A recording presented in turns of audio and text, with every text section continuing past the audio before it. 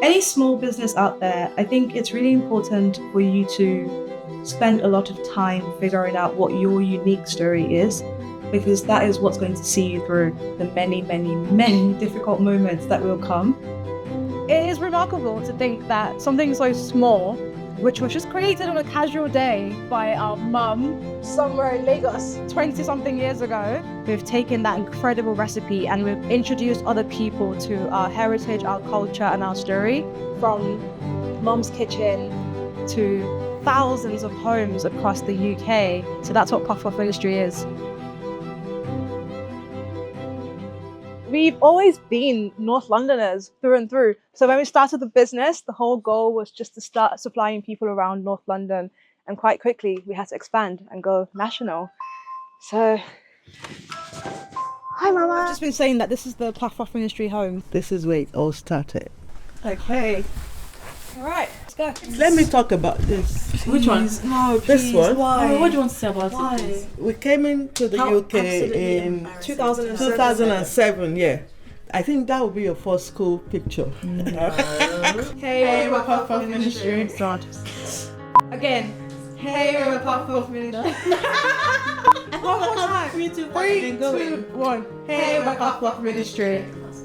Success! So we are the sisters behind Puff Puff Ministry. It means a lot for us as a family to be small business owners because we come from a long line of entrepreneurs. Our grandfather ran a business. I think he ran a bookshop in the house. Our mom ran a bakery. From a very young age, we were always surrounded by people who had a vision, had a dream, and took the risk to make those things happen. Before we started the business, we'd always been saying as a family, oh, what should we do? So how do we continue the business legacy? And so we're like, brownies, everyone does brownies. Cakes, everyone does cakes. And Dad was like, oh, your mom makes the best puff puff, so you guys could be Puff Puff Ministry. And I was like, ooh, that's a great name. That's a business. I am going to register that business and then we'll figure out what comes next. So Yossi registered it for sure and made that first move. And then I started doing tons of research. And so I was on Instagram just looking at businesses that had been doing this for years, just in different parts of the world, seeing what their presentation looked like. And so it was just a lot of research to actually understand how can we present this puff puff.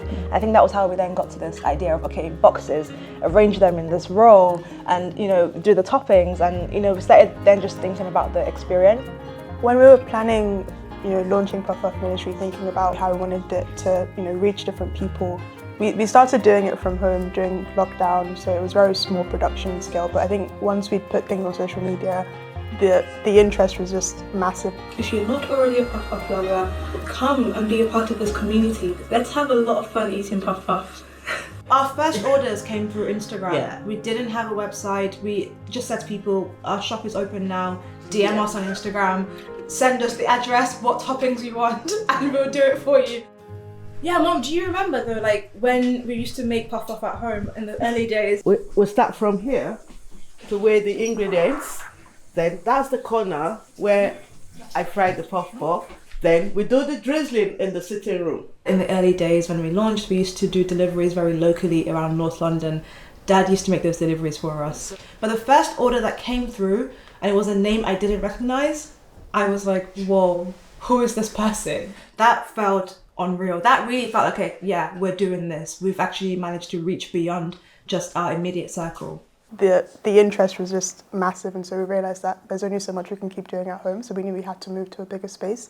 And that was quite a big step for us because we used to have the tiniest drizzle bottles. We had no idea how to produce beyond maybe 5 boxes or something. We had a lot of faith in the business and the product, and I think seeing people's reception to it as well was really great and really encouraging for us to then take that big step and get a commercial kitchen.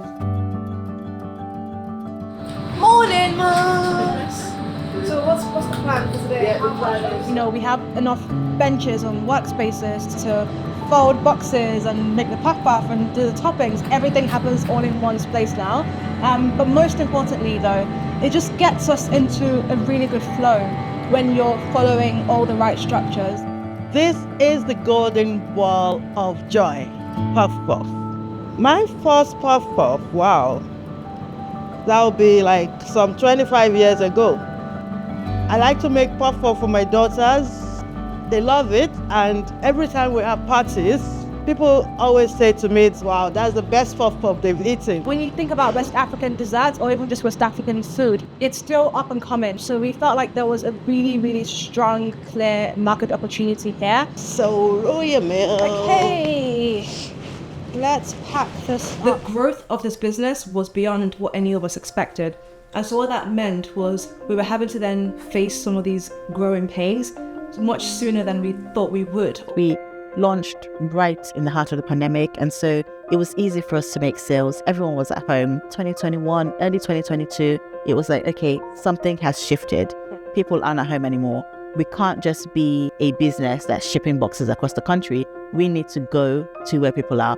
The going outside to festivals with a gazebo, that felt very daunting. We really had to learn and get comfortable with that super quickly. You're essentially taking a kitchen to like a pitch in a park. How do you do that and do that well? It's like a whole new layer of requirements, legal checks. But the biggest pivot was going deeper into B2B. There is no puff industry without our community. I think we had a tailored campaign at some point where we said, look, if you want to eat puff for free, get your company to book us. I found this, there was this meme that the guy is like, and so I used that in a video and said, when you want free puff, so you tell your company to book puff ministry. And honestly, till tomorrow, that video still does the rounds. When people actually order, when companies order from us, whoever is in that company always ends up resharing that video and then sharing the photo of their puff in the office. So I think people always underestimate, yes, we're talking about massive brands, but there are still people at the heart of these brands. The reason why we were able to pivot to B2B was because of our everyday customers who were ordering puff at home. Without them, none of this would be possible at all. First to pitch are sisters Marianne and Yossi. Will their Nigerian puff hit the sweet spot with Julie? So we were approached by Aldi's Next Big Thing on Channel 4, and we were invited to pitch our puff to be stocked in 1,000 Aldi supermarkets across the country. So there were two things, right? There's a TV, which was like by the by, but then there was pitching to a supermarket. And the question was, are we ready to be in a supermarket? And with all the sort of fundamentals of the business, we're like, is this the right opportunity for us? And so we kind of had some time to reflect on it. We spoke to our mom about it, and she was like, this is an opportunity to like showcase this product to the whole country. And even if we don't win, I think it's fine. Let's go for it. One of the biggest things for me was that was the very first time that we actually sent our puff to a lab for shelf life testing. So just having to work with a food scientist was incredible, because we had to do that just to be able to prove to Aldi that yes, we have tested the shelf life, because their concern was, can this thing be on shelves for 7 days? So having to go through that process of, sending it to a lab was incredible. Because the product tastes delicious. We saw so many orders come in that evening when the show went live. So our customer group changed overnight in that sense from that initial, airing date. So, and also we're sending pop-ups to like locations like in parts of Wales and Scotland that we've never ever heard of. Does Royal Mill go there? We had to like double check. So we can sort of see that shift, So knowing that people who maybe had never heard of puff before and now ordering puff because of how we presented it on TV, that was incredible. The biggest piece of advice I would give to any SME out there is you really have to keep your customers close. So when things are going wrong, your customers aren't your enemies. If you're getting a lot of email complaints that something has gone wrong, that's feedback that you can use to then grow. So if you're in a rough patch, or maybe orders are down or sales are slow, communicate with them, stay engaged with them, get feedback from them. Oftentimes, your customers will actually direct you in terms of the next step that you should be taking. I think there is so much to be said for having really strong processes in place. Yes. Like puff ministry or any business really cannot function without really clear processes. We have a clear process for when a customer emails us, what we're saying back to them, what the template for the quote looks like, how we send that bag, how we book our drivers in for the delivery, every single thing is documented. We know exactly how every step of that process works. Yeah. One of the best ways to make a business scalable is by having processes in place, because when you bring people in, it's easy to teach them how to follow that process. Okay, Mom, I have a question for you. Who's your favorite child? No. Fola, No, Lola, nobody. Lies. Because we all grew up with this sense of like legacy, value for family, enterprise, innovation, just thinking and togetherness. yes, we're sisters, because we all had that same upbringing. I think it's just so strong in the sense that even if one person's feeling like this is over, We're always able to bring each other back to remembering why we're doing this. So I would love in the next year or two if we can open the first Puff Puff dessert cafe in the UK, where we can bring locals and also tourists to enjoy this amazing West African snack. Ultimately, we want people to feel like they're in our mom's kitchen when they come into our Puff Puff cafe to enjoy some really nice dessert. Oh, this is actually one of my favorite ones. So these are the Puff Puff Ministry sisters. It's very rare to get all of us together in a photo. is it worth doing a business as a family? Yeah, I think yes. I think it is worth running a family business. Yeah. I don't know whether you want to do it more than once though. Yeah. I think once is okay. Once enough. I remember I used to tell my staff in Nigeria that, look, if you're making bread, you have to treat it like your lover, you know? It's like you have to give it tender, loving care. That's why whatever you do, just give it your all, because you don't know where it's going to get to.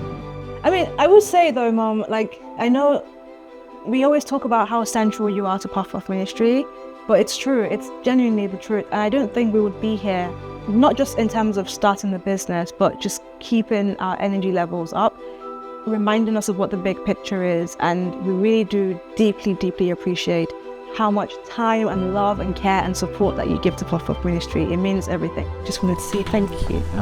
You're welcome. Our entire lives were made possible because of flour and sugar and yeast. Like, these are the ingredients of our lives, truly.